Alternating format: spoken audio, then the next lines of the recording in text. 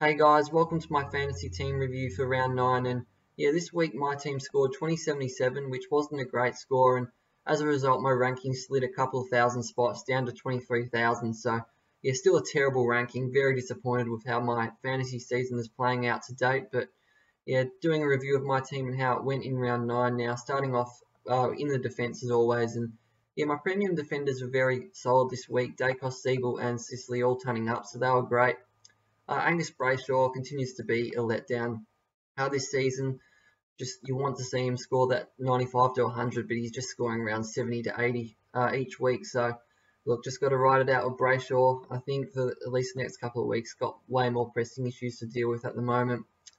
And then to the rookies, Wilmot and Fleeton. Wilmot was actually pretty good. I'd definitely take that score from him. That's one of his better scores. And brought in the debutant for the Giants, Fleeton, this week. Probably expected a little bit more from him, considering he had strong VFL numbers going in. So the score of 30 wasn't great. So look, hopefully he holds his spot moving forward. He did show some positive signs, I thought, throughout that game.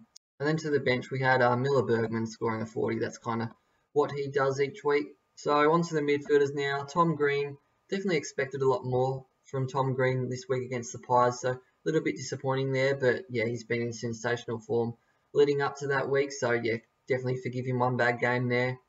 Bonampelli, he continues to be a great pick for me at the moment. He's just been in sensational form the last month or so. Brownlow medal form, and yeah, definitely lifted.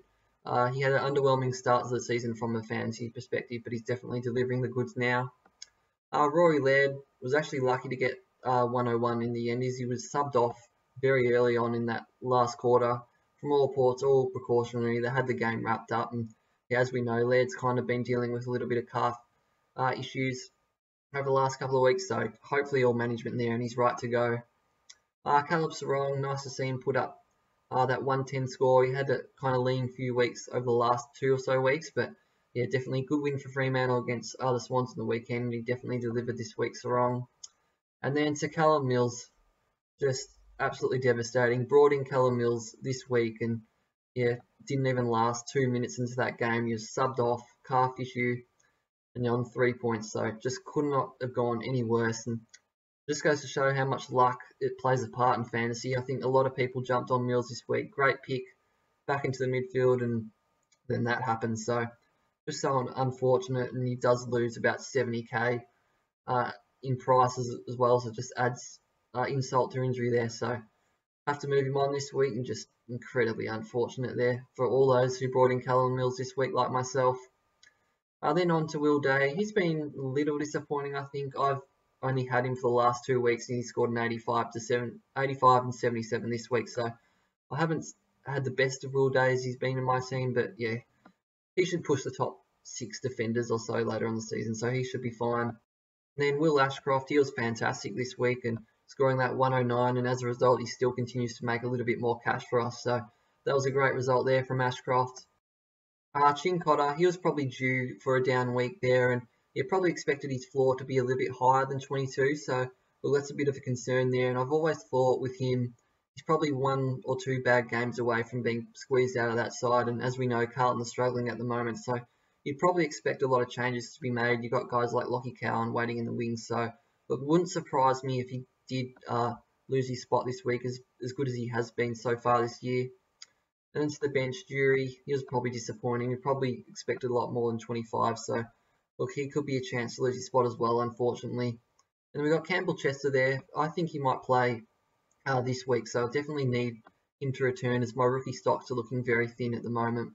To the rucks now, Rowan Marshall, he was fantastic, especially considering he was under a big injury cloud during the week. There was a lot of talk that he may miss that game against the Crows, but he ended up playing, scoring fantastically well. So hopefully all is good there with Marshall.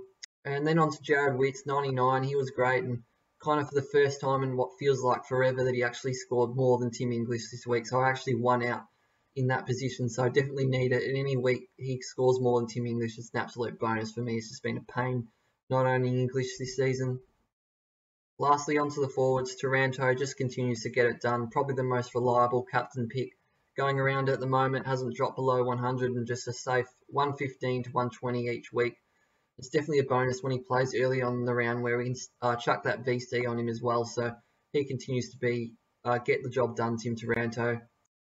Dunkley didn't reach the heights that he did last week when he scored that 170, but yeah, he was fine. Connor Rosie, he kind of has these weeks where he scores 70, 80. Some weeks he'll score that 115 plus and look amazing. So, look, he's still around the mark for the top six forwards, so he's fine.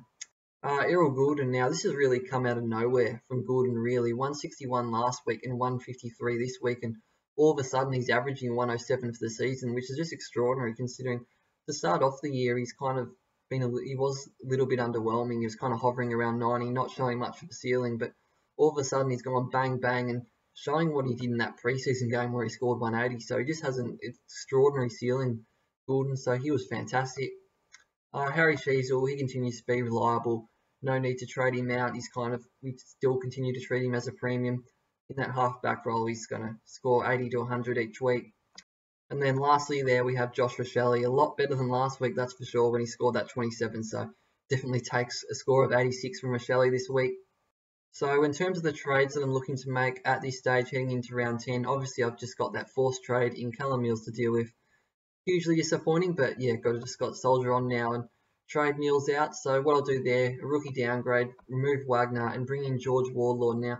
There's a lot of talk around Ward there at the moment. North have a few injuries in the midfield, so all roads kind of lead to a Wardlaw debut this week. So definitely expecting him to debut, and I'll probably look to bring him in. And then for Callum Mills, I don't have too much cash there after that, so I'll look to bring in someone like Zach Butters, who is in sensational form at the moment. Definitely going to push those top six forwards. By season's end, he's kind of moved into the midfield permanently over the last couple of weeks and definitely delivering. So I think Zach Butters is probably the nice sort of player that I can bring in, especially when I don't have too much cash to trade out Callum Mills with. So they're the trades I'm looking at the moment. So this is how my team looks like after those trades there. And yeah, it's not too bad, but I think the main concern I have with my team at the moment is just the amount of rookies I have on field. If you don't include Ashcroft and Sheasel, I have three rookies in Chincotta, Wilmot, and then Wardlaw bringing in this week, still on the field. So, yeah, I'm definitely paying the price for kind of focusing on moving failed mid prices up to premium players. I've kind of avoided those mid price types in those Gold Coast boys and Atkins, Fiorini, but yeah, that just hasn't worked out. So that strategy hasn't quite worked. So definitely paying the price now, and it's going to be really, really difficult to move these rookies on field, but I still think I have a nice number of kind of reliable premiums in my team. So hopefully that kind of helps moving forward. So yeah, that's all for today's video, guys. Thanks for watching, and I'll see you all at the end of round 10 next week.